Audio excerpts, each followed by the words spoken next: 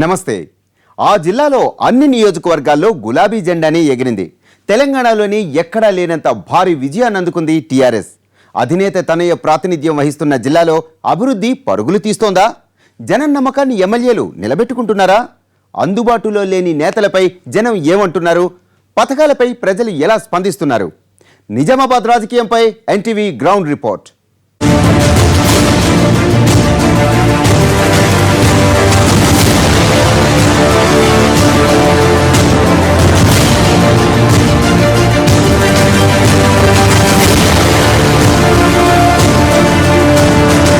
తొమ్మిది మంది ఎమ్మెల్యేలు, 2 ఎంపీలు, అంతా టీఆర్ఎస్ఏ. పార్టీ అధికారంలో ఉన్న హామీల అమలులో ఆలస్యం ఎందుకవుతోంది? పసుపు బోర్డు కల ఎప్పటికీ నెరవేరుతుంది? 100 రోజుల్లో నిజాం షుగర్స్ను తెరిపిస్తామన్న మాట 3 ఏళ్లైనా ఎందుకు నెరవేరలేదు? 2014 తర్వాత నిజామాబాద్ జిల్లా రాజకీయ ముఖ చిత్రం పూర్తిగా మారిపోయింది. ఒకప్పుడు టీడీపీకి కంచుకొట్టగా ఉన్న ఈ జిల్లా ఎన్నికలకు ముందు హస్తం హవా కొనసాగింది. రాష్ట్ర విభజన తర్వాత జరిగిన సెంటిమెంట్ ఎలక్షన్లో టీఆర్ఎస్ పార్టీ 9 అసెంబ్లీ స్థానాలు, 2 పార్లమెంటరీ స్థానాల్లో గులాబీ జెండా ఎగరవేసి క్లీన్ స్వీప్ చేసింది. ఎన్నికలు జరిగి 3 సంవత్సరాలు గడుస్తున్న తరుణంలో ఏ రాజకీయ పార్టీ పరిస్థితి ఏ విధంగా ఈ జిల్లాలో ఉంది? ఎన్నో ఏళ్లుగా నోచుకొని సమస్యల స్థితులు ఏ విధంగా ఉన్నాయి? అలాగే ఇక్కడి ప్రజా ప్రతినిధుల పనితీరు పట్ల ప్రజలేమనుకుంటున్నారు? ఇవన్నీ వివరించే ప్రయత్నమే ఇది. పదండి, జిల్లాల పునర్విభజనలో 2గా చీలిపోయిన నిజామాబాద్ జిల్లాను ఓ రౌండ్ వేసి చుట్టొద్దాం.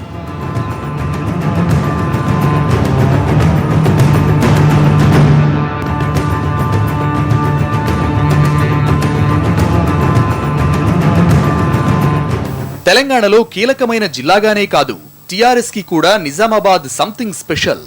ఎందుకంటే 2014 ఎన్నికల్లో టీఆర్ఎస్ కి తిరుగులేని విజయాన్ని అందించిన జిల్లా ఇది. టీఆర్ఎస్ నుంచి ఎంపీతో పాటు 9 మంది ఎమ్మెల్యేలు నిజామాబాద్ నుంచి గెలిచారు.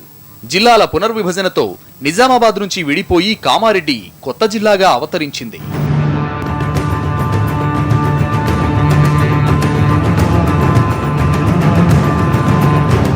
గత ఎన్నికల్లో జిల్లాలో క్లీన్ స్వీప్ చేసిన టీఆర్ఎస్ వచ్చే ఎన్నికల్లోనూ ఆ పట్టు నిలుపుకోవాలని ఆశపడుతున్నా క్షేత్రస్థాయిలో పరిస్థితులు అనుకూలిస్తాయా అన్న అనుమానం పార్టీ శ్రేణుల్లోనే ఉంది. ఎందుకంటే ప్రభుత్వం మీద సానుకూలత ఉన్న కొందరు ఎమ్మెల్యేలు వ్యతిరేకత మూటగట్టుకుంటున్నారు. ఎమ్మెల్యే పనితీరు అంటే ముందు బాగానే చేసిండు, ఇప్పుడు కూడా ఓకే, కూడా పర్లేదు.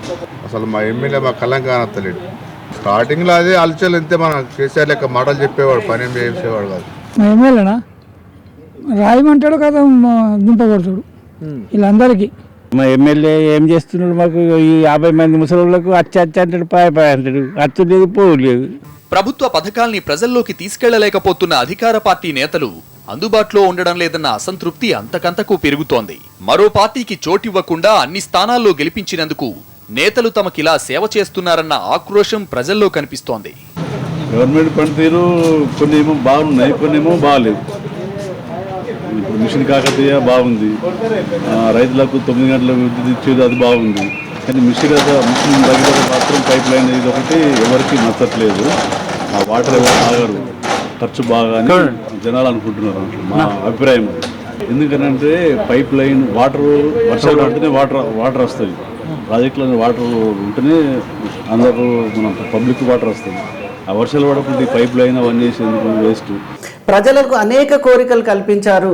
ఇంటింటికి ఉద్యోగం అన్నారు, ఇంటింటికి మంచినీటి పథకం అన్నారు, డబుల్ రూమ్ బెడ్రూమ్ అడిగిన వాళ్ళకల్లా ఇస్తామన్నారు. నిజామాబాద్ జిల్లాలో చాలా పనులు అలాగానే ఉండిపోయాయి. సాక్షాత్ ముఖ్యమంత్రి కూతురే ఇక్కడ పార్లమెంట్ మెంబర్ అయినప్పుడు ప్రజలలో ఆశలు అత్యాశలు ఎక్కువగా ఉంటాయనేది మనం చెప్పదగ్గ విషయం. కోరుకున్న ప్రభుత్వం అధికారంలోకొస్తే బతుకులు మారుతాయని ఆశపడ్డారు. కానీ వారి ఆశల్ని ప్రజాప్రతినిధులు వమ్ము చేస్తున్నారు. నిజామాబాద్ జిల్లాలోని నిజాం షుగర్స్ ఫ్యాక్టరీనే తీసుకుంటే ఎవరికీ పట్టని అనాథలా మారిపోయిందా పరిశ్రమ. మూతబడ్డ చక్కెర కర్మాగారాన్ని తెరిపించాలంటూ పెద్ద ఎత్తున ఆందోళనలు కొనసాగుతున్నాయి. గత ప్రభుత్వాలు ఇచ్చిన హామీలు గాల్లో కలిసిన టీఆర్ఎస్ ప్రభుత్వం వచ్చాకైనా సమస్య పరిష్కారమవుతుందని ఆశపడ్డ ప్రజలకు నిరాశే మిగిలింది. ఇప్పుడు అక్కడ లేనోళ్లకు ఏదో ఇల్లు కట్టిస్తామనేది, భూములు ఇస్తామనేది. ఆ భూములు లేవు, ఇల్లు లేవు లేనోళ్లకు. మరలా ఇప్పుడు ఏంటంటే ప్రతి దానికి మేము ట్రాక్టర్లు వీటికి ఎన్నో ఖర్చులు వస్తున్నాయి పంటకు. ఆ పంటకు ధరలు లేవు, దేనికైనా ధరలు లేవు. మేము పెట్టుకొని బాగా అవుతున్నది, వీటికి ధరలు లేవు. ఏది లేదు. ఇప్పుడు ఒక్కొక్క మనిషికి గరీబ్ వాళ్ళకు ఇండ్లు ఇస్తామన్నారు, 3 లక్షల రూపాయలు ఇస్తామన్నారు, భూములు 3 ఎకరాలు ఇస్తామన్నారు, అది లేదు. బోర్ వేసి ఇస్తామన్నారు, అది లేదు, ఏది లేదు. ఇక ఇటు చెప్పిందాన్ని ఒక 8 జనాలు బాగా బాధపడుతున్నారు, ఒక పింఛన్ మాత్రం ఇస్తున్నారు. 100 రోజుల్లో నిజాం షుగర్స్ ఫ్యాక్టరీని తెరిపిస్తామని స్వయానా ముఖ్యమంత్రి హామీ ఇచ్చారు. కానీ 1000 రోజులు గడిచినా ఫ్యాక్టరీ గేట్లు తెరుచుకోలేదు. ఫ్యాక్టరీ మూతపడ్డంతో జిల్లాలో చెరుకు పంట సాగు విస్తీర్ణం బాగా తగ్గిపోయింది. తెలంగాణ రాష్ట్ర సమితి అధికారంలోకి వచ్చినట్టయితే ఆసియా ఖండంలో ప్రఖ్యాతగాంచిన నిజాం షుగర్ని 100 రోజుల్లోనే తిరిగి ప్రభుత్వం స్వాధీనపరుచుకొని ఇక్కడ కార్మికులకు కానీ కర్షకులకు కానీ మేము మేలు చేస్తామనే విధంగా చెప్పడం జరిగింది. కానీ ప్రస్తుతం చూసినట్టయితే తెలంగాణ రాష్ట్ర సమితి అధికారంలోకి వచ్చి దాదాపు 30 నెలల పైచులకైనా కూడా మరి దీనిపైన ఇచ్చిన వాగ్దానం ముందుకు పోయే పరిస్థితి ఎక్కడ కూడా కనిపించని పరిస్థితి మనకు కనబడుతుంది. పసుపు పంట సాగులో ముందుండే నిజామాబాద్ జిల్లాలో రైతుల గోడు ఎవరికీ పట్టడం లేదు. నిజామాబాద్లో గిట్టుబాటు లేక రైతులు మహారాష్ట్రకు తరలించాల్సొస్తోంది. దీంతో రవాణా ఖర్చులు తడిసి మోపెడవుతున్నాయి. పసుపు బోర్డు ఏర్పాటు చేయాలన్న డిమాండ్ ఎన్నో ఏళ్లుగా ఉంది. కానీ ఆ హామీ ఊరిస్తూనే ఉంది గాని కార్యరూపం దాల్చలేదు. పసుపు బోర్డు ఏర్పాటు కోసం తీవ్ర ప్రయత్నాలు జరుగుతున్నాయంటున్నారు అధికార పార్టీ నేతలు. పసుపు రేటు ఇప్పుడు 4,000 నుంచి 6,000, మినిమం 7,000, 8,000 వరకు పోతుంది. దీనికి బోర్డు కొరకు ఏంటంటే నాకు 10,000 రూపాయలు క్వింటాలని ఉండాలి మినిమం. ఇక అంతకు తక్కువ ఉంటే పసుపు వేస్టే. ఇక దీన్ని పెట్టదలుచుకుంటలేము. ప్రతి సంవత్సరం 5 ఎకరాలు వేస్తాను నేను. కానీ మరీ ఇంకా ఈ సంవత్సరం పోతే ఇంకా మళ్ళీ సంవత్సరం పెరుగుతుందని ఆలోచిస్తూ పెడుతున్నా. ఏం లాభం లేదు. ఈ పసుపు పంట మీద ప్రత్యేకమైనటువంటి శ్రద్ధ గత 3 సంవత్సరాలుగా కేంద్ర ప్రభుత్వం పెట్టడం లేదు.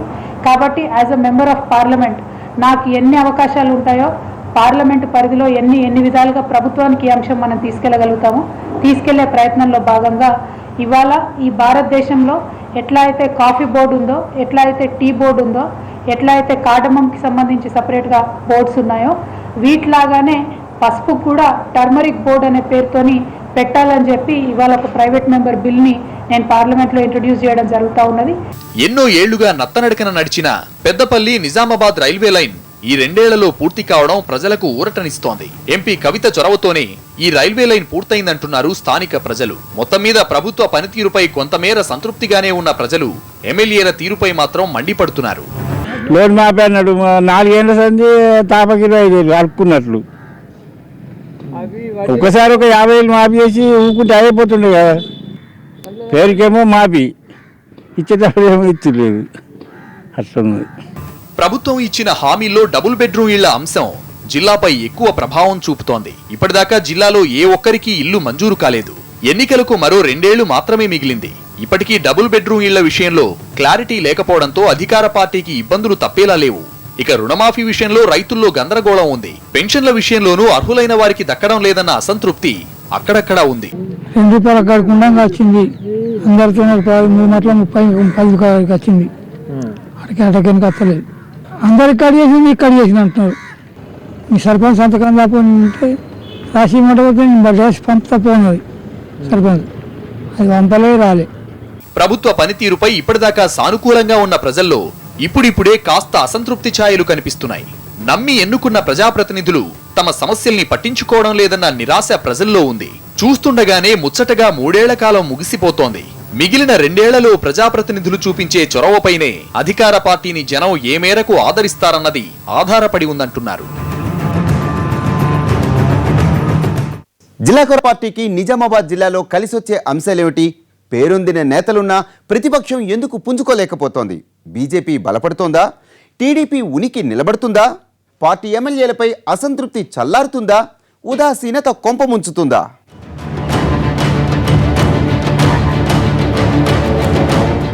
నిజామాబాద్ జిల్లాలో టీఆర్ఎస్ పార్టీకి పెద్ద దిక్కు ఎంపీ కవితనే. ముఖ్యమంత్రి కూతురు కావడం, వ్యక్తిగత ఇమేజ్ కవితకి కలిసొస్తున్న అంశాలు. సమస్యలపై స్పందిస్తూ కేడర్ని ఉత్సాహపరుస్తూ నిజామాబాద్ టీఆర్ఎస్ కి కేంద్ర బిందువుగా మారుతున్నారు కవిత. జిల్లాకు సంబంధించి ఏ విషయమైనా కవిత మాటే చెల్లుబాటవుతుంది. అయితే జిల్లాలో ఎమ్మెల్యేల పనితీరు సంతృప్తికరంగా లేదన్న అభిప్రాయమే ఎక్కువగా వ్యక్తమవుతోంది. నేతలు ఎవరికి వారు పంతాలు పట్టింపులతో ఎవరి దారి వారిదన్నట్లు వ్యవహరిస్తుండడం పార్టీకి నష్టం కలిగిస్తోంది. ప్రభుత్వ కార్యక్రమాల్ని ప్రజల్లోకి తీసుకుపోవడంలో ఎమ్మెల్యేలు విఫలమవుతున్నారని పార్టీ నేతలే అభిప్రాయపడుతున్నారు. ఇక ఏవైనా ముఖ్యమైన కార్యక్రమాలుంటేనే ఎమ్మెల్యేలు నియోజకవర్గాల్లో ఉంటున్నారని, హైదరాబాద్లోనే ఎక్కువగా గడుపుతున్నారన్న అభిప్రాయం వ్యక్తమవుతోంది.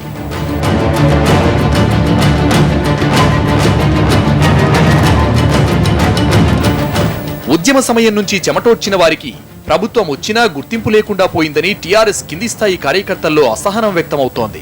పార్టీ కోసం కష్టపడి పనిచేస్తున్నా, డబ్బులు ఖర్చు పెట్టుకుంటున్నా తమకు న్యాయం జరగడం లేదన్న నిరాశతో కొందరున్నారు. నామినేటెడ్ పదవులు దక్కకపోగా కనీసం ప్రభుత్వంలో చిన్నపాటి పనులు కూడా చేసుకోలేకపోతున్నామన్న అసంతృప్తితో పార్టీ శ్రేణులున్నాయి. నిజామాబాద్ జిల్లాలో 9 కాన్స్టిట్యున్సీలు 2 పార్లమెంటు స్థానాలు సునాయాసంగా గెలుచుకునే యొక్క పరిస్థితి ఉంది. ఇక్కడ మా అదృష్టం ఇంకోటి, ఇక్కడ పార్లమెంటు సభ్యురాలు కవితమ్మ గారు ఇక్కడ కాంటాక్ట్ చేయడానికి ముందుకు రావడం వల్ల కూడా ఇక్కడ ఉన్న కింది స్థాయి గ్రామ స్థాయి కార్యకర్తల దగ్గర నుంచి జిల్లా స్థాయి నాయకుల దాకా బ్రహ్మాండమైన యొక్క వాళ్ళలో ఆత్మవిశ్వాసం మాకు మేడం ఉంది. పిసిసి మాజీ అధ్యక్షుడు గులాబీ కండువా కప్పుకోవడంతో పార్టీకి కొత్త ఉత్సాహం వస్తుందనుకున్నారు. కానీ కాంగ్రెస్ నుంచి టీఆర్ఎస్ లో చేరిన డిఎస్ పార్టీ కార్యక్రమాలకు దూరంగా ఉంటున్నారు. వచ్చే ఎన్నికల్లో తన కుమారుడికి టికెట్ ఇప్పించుకోవడంపైనే ఆయన దృష్టి పెట్టారు తప్ప ఓ సీనియర్ నేతగా జిల్లా పార్టీలో తన ముద్ర వేయలేకపోతున్నారు డిఎస్. నిజామాబాద్ జిల్లా నుంచి కేబినెట్ మంత్రిగా ఉన్న పోచారం శ్రీనివాసరెడ్డికి బాన్సువాడలో గట్టి పట్టున్నా నియోజకవర్గానికే పరిమితమవుతున్నారన్న అసంతృప్తి పార్టీ కేడర్లో ఉంది. జిల్లా నుంచి మంత్రిగా ఉన్న ఆయన మిగిలిన నియోజకవర్గాలని పట్టించుకోకపోవడంపై కొంత అసంతృప్తి వ్యక్తమవుతోంది. వ్యవసాయ శాఖ మంత్రిగా ఉన్న పోచారం రుణమాఫీ విషయంలో జిల్లా రైతాంగాన్ని సంతృప్తిపరచలేకపోయారు.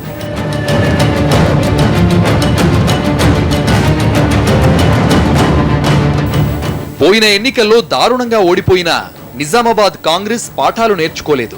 గ్రూపు రాజకీయాల గొడవల నుంచి బయటపడలేకపోతోంది విపక్ష పార్టీ. జిల్లాలో పార్టీకి కొంత సానుభూతి కనిపిస్తున్న షబీర్ అలీ, సుదర్శన్ రెడ్డి మినహా మిగిలిన నేతలెవరూ పార్టీకి పెద్ద దిక్కుగా వ్యవహరించడం లేదు. డిఎస్ పార్టీని వీడటంతో కాంగ్రెస్ శ్రేణుల్లో ఉత్సాహం సన్నగిల్లింది. ఉద్యమ సమయంలో హడావిడి చేసిన మధుయాష్కి జిల్లాలో ఎప్పుడో తప్ప కనిపించడం లేదు. మాజీ స్పీకర్ సురేష్ రెడ్డి తన సొంత నియోజకవర్గం ఆర్మూర్కే పరిమితమయ్యారు. మాజీ మంత్రులు షబ్బీర్ అలీ, సుదర్శన్ రెడ్డి మాత్రం పార్టీ కార్యకలాపాల్లో పాలు పంచుకుంటున్నారు. ప్రభుత్వ వైఫల్యాల్ని ఎత్తి చూపించి బలం పుంజుకునే అవకాశాలున్నా కాంగ్రెస్ నేతలు విఫలమవుతున్నారు. నేను ఏ గ్రామానికి నా నియోజకవర్గానికి వెళ్ళినప్పుడు ఇది ఫలానా మీ సమయంలో మంజూరైన రోడ్లున్నాయి, మీ సమయంలో మంజూరైన వాటర్ ట్యాంకులు ఉన్నాయి, మీ సమయంలో శాంక్షన్ అయిన ఎత్తిపోతలు ఉన్నాయి అని చెప్పడమే ఉంది తప్ప ఏ ఒక్క పథకం కూడా ఈ జిల్లాకు రావటంలో ఈ 9 మంది కానీ 2 ఎంపీలు కానీ ప్రయత్నం చేయలే. ప్రజలకు మాత్రం ఒక నమ్మకం ఉంది. కాంగ్రెస్ పార్టీ అధికారంలో ఉన్నప్పుడు లివ్ అండ్ లెట్ లివ్, సమాజంలో ఉన్న ప్రతి ఒక్క వర్గానికి ప్రతి ఒక్క వ్యక్తికి ఆ అభివృద్ధిలో పంచుకునే భాగస్వామ్యం కల్పిస్తున్న పార్టీ కాంగ్రెస్ పార్టీ. నిజామాబాద్ నగరంలో కొంత పట్టున్న బీజేపీని ముందుకు తీసుకెళ్లే ప్రయత్నాల్లో ఉన్నారు ఆ పార్టీ మాజీ ఎమ్మెల్యే ఎండల లక్ష్మీనారాయణ. 2 సార్లు ఎమ్మెల్యేగా గెలిచాక ఒక్కసారిగా ఆయన పార్లమెంట్ ఎన్నికల బరిలో నిలవడంతో అసలుకే మోసమొచ్చిందన్న భావన బీజేపీ శ్రేణుల్లో ఉంది. ఎంపీగా కాకుండా ఆయన ఎమ్మెల్యేగానే పోటీ చేసుంటే మరో అవకాశం దక్కుండేదని ఆయన అనుచరులు అభిప్రాయపడుతున్నారు. అయితే పార్టీ ఆదేశం మేరకే తాను ఎంపీగా పోటీ చేశానంటున్న ఎండల ఓటమి తర్వాత కూడా పార్టీ శ్రేణులకు టచ్ లో ఉంటున్నారు. వచ్చే ఎన్నికల్లో విజయాన్ని అందుకోవాలనే పట్టుదలతో ప్రయత్నిస్తున్నారు ఎండల. ప్రతిపక్షాలు బలంగా లేవనేటువంటి అభిప్రాయం ముఖ్యమంత్రికి ఉండొచ్చు, లేకుంటే డబ్బు బలంగా నేనేమన్నా చేస్తాననేటువంటి దురభిప్రాయం ముఖ్యమంత్రికి ఉండొచ్చు. కానీ పోరాడి తెచ్చుకున్నటువంటి రాష్ట్రం తెలంగాణ సాధనలో పోరాటంలో ఆరితేరినటువంటి ప్రజానీకం తప్పనిసరిగా మరి మోసం చేసినటువంటి ప్రభుత్వం పట్ల ఆ నిరసనను వ్యక్తం చేయడంలో ముందుంటది. ఒకప్పుడు టీడీపీకి కంచుకోటగా చెప్పుకునే నిజామాబాద్ జిల్లాలో ఆ పార్టీ ఉనికి కోసం పోరాడాల్సి వస్తోంది. టీడీపీకి పెద్ద దిక్కనుకున్న మాజీ మంత్రి మండవ వెంకటేశ్వరరావు పార్టీకి దూరంగా ఉంటున్నారు. మండవ మౌనానికి కారణాలంటే టీడీపీ శ్రేణులకు కూడా అంతుపట్టడం లేదు. అయితే ఆయన ఏదో ఒక రోజు గులాబీ కండువా కప్పుకుంటారన్న ప్రచారం జరుగుతోంది. మాజీ ఎమ్మెల్సీ అరికెల నర్సారెడ్డి అప్పుడప్పుడు కనిపిస్తున్నా ఆయన కూడా అంత యాక్టివ్ గా లేరు. దీంతో క్యాడర్ ఉండి లీడర్ లేని పార్టీలా తయారైంది టీడీపీ పరిస్థితి. నడిపించే నాయకులు లేక క్యాడర్ ఎటువైపు మొగ్గు చూపుతారన్నది కూడా ఆసక్తికరంగా మారింది.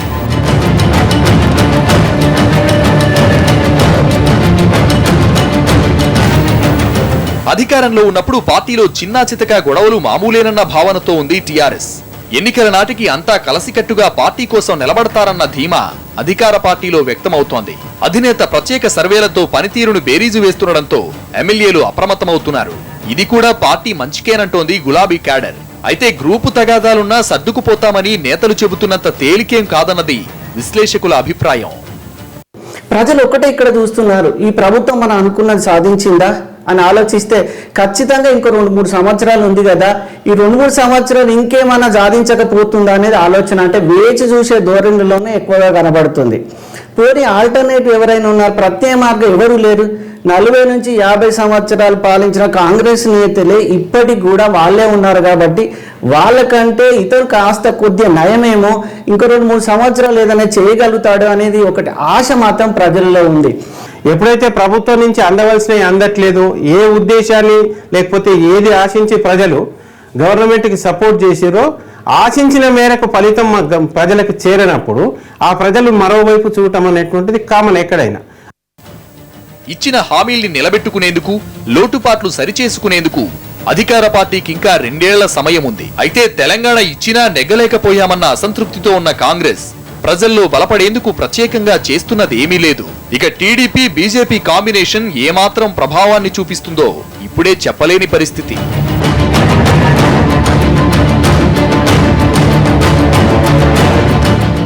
నిజాధికార పక్షమే, కానీ ఒక్కొక్కరిది ఒక్కో పద్ధతి. కొందరు నియోజకవర్గాలకి అతిథుల్లా మారిపోయారు, ఇంకొందరు ప్రజలనే కాదు పార్టీ క్యాడర్ని కూడా పట్టించుకోవటం లేదు. జనం సమస్యలపై తీరిక లేదన్నట్లు కొందరుంటే, ఇంకొందరు సొంత పనులు చక్కబెట్టుకుంటున్నారు. ఒకరిద్దరు తప్ప మిగిలిన ఎమ్మెల్యేలందరిపైన జనంలో అసంతృప్తి.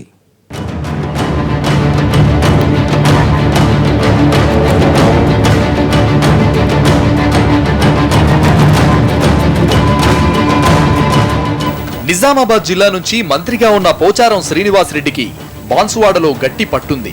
అయితే వచ్చే ఎన్నికల్లో ఆయన ఎమ్మెల్యేగా పోటీ చేస్తారా లేదా అన్న చర్చ జరుగుతోంది. తన కుమారుణ్ణి పోటీ చేయించే ఆలోచనతో పోచారం ఉన్నట్లు చెప్పుకుంటున్నారు. కానీ దీనిపై బయటపడని పోచారం నియోజకవర్గంపై పట్టు సడలకుండా జాగ్రత్త పడుతున్నారు. 2014 ఎన్నికల్లో డిఎస్ మీద గెలిచిన నిజామాబాద్ రూరల్ ఎమ్మెల్యే బాజిరెడ్డి పార్టీలో డిఎస్ కి పెద్దపీట వేయడాన్ని జీర్ణించుకోలేకపోతున్నారు. భవిష్యత్తులో టికెట్ల విషయంలో డిఎస్ మెలిక పెడతారన్న అనుమానంతో ఉంది బాజిరెడ్డి గోవర్ధన్ వర్గం. అలాంటిదేమన్నా జరిగితే వ్యక్తిగత బలమున్న బాజిరెడ్డి ప్రత్యామ్నాయం చూసుకుంటారనే సంకేతాలు ఇస్తున్నారు ఆయన అనుచరులు.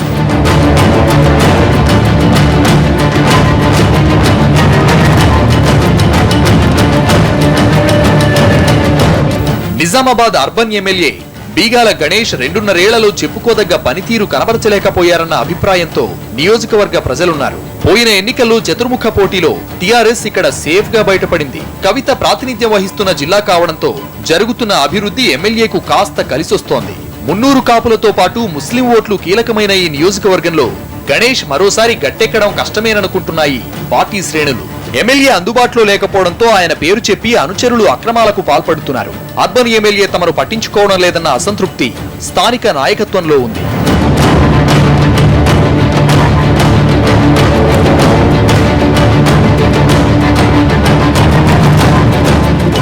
అధికార పార్టీ తరపున చర్చల్లో చురుకుగా కనిపించే ఆర్మూరు ఎమ్మెల్యే జీవన్ రెడ్డిపై ప్రజల్లోనే కాదు పార్టీ క్యాడర్లోనూ వ్యతిరేకత కనిపిస్తోంది.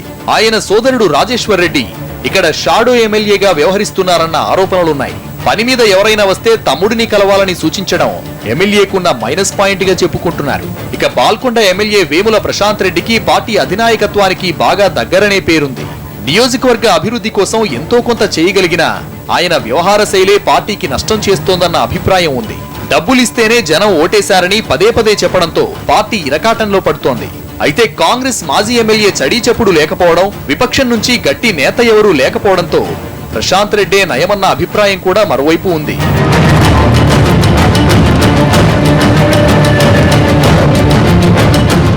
నియోజకవర్గ సమస్యలపై దృష్టి సారించడం లేదన్న విమర్శలు ఎదుర్కొంటున్నారు కామారెడ్డి ఎమ్మెల్యే గంప గోవర్ధన్. 3 పర్యాయాలు ఎమ్మెల్యేగా ఉన్న నియోజకవర్గ అభివృద్ధిపై తనదైన ముద్ర వేయలేకపోయారు గోవర్ధన్. గత ఎన్నికల్లో షబ్బీర్ అలీపై గెలిచాక స్థానికంగా ఉండటం లేదన్నది కామారెడ్డి ఎమ్మెల్యేపై ఉన్న ప్రధాన ఆరోపణ. పార్టీ కార్యకర్తలు కూడా ఎమ్మెల్యే తమని నిర్లక్ష్యం చేస్తున్నారన్న అసంతృప్తితో ఉన్నారు. ఈ పరిస్థితిని సానుకూలం చేసుకునేందుకు షబ్బీర్ విస్తృతంగా పర్యటిస్తున్నారు.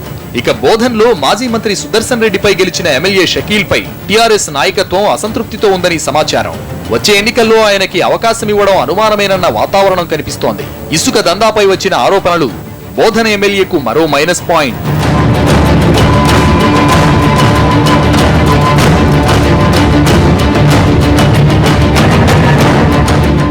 ఎల్లారెడ్డి టీఆర్ఎస్ ఎమ్మెల్యే ఏనుగు రవీందర్ రెడ్డి అభివృద్ధిలో వెనకబడ్డారనే అసంతృప్తి నియోజకవర్గంలో కనిపిస్తోంది.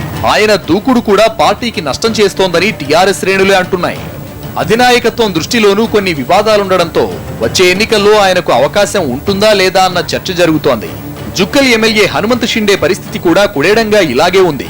వెనకబడిన నియోజకవర్గంపై ఎమ్మెల్యే పెద్దగా శ్రద్ధ పెట్టడం లేదని ప్రజలంటున్నారు. గతంలో ఇసుక మాఫియాతో సంబంధాలున్నాయనే ఆరోపణలున్నా సెంటిమెంట్ లో ఎమ్మెల్యేగా గెలిచిన షిండేకి టీఆర్ఎస్ అధినాయకత్వం మరో అవకాశం ఇవ్వడం అనుమానమేనంటున్నారు.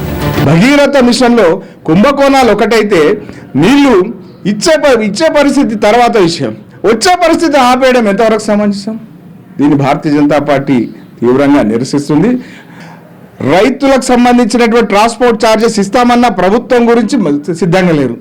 రైతులకు సంబంధించినటువంటి చక్కెర కర్మాగారాన్ని పునర్వ్యవహారం చేస్తామని మొత్తానికి మూసేస్తే దాని గురించి తీర్మానం చేయడానికైనా సిద్ధంగా లేరు. నిజామాబాద్ జిల్లాలో 9కి 9 సీట్లు గెలుచుకున్న ఎమ్మెల్యేల పనితీరుపై అధినాయకత్వం అంత సంతృప్తిగా లేదంటున్నారు. 2-3 తప్ప మిగిలిన వాళ్లంతా అధినేత ర్యాంకింగ్ లో వెనకబడ్డారు. దీంతో వచ్చే ఎన్నికల్లో వారి అవకాశాలపై పార్టీ శ్రేణుల్లో ఆసక్తికర చర్చ జరుగుతోంది. అయితే ఎక్కువ నియోజకవర్గాల్లో విపక్షాలు బలంగా లేకపోవడం ఎమ్మెల్యేలకు ఊరట కలిగించే విషయం. నిజామాబాద్ జిల్లా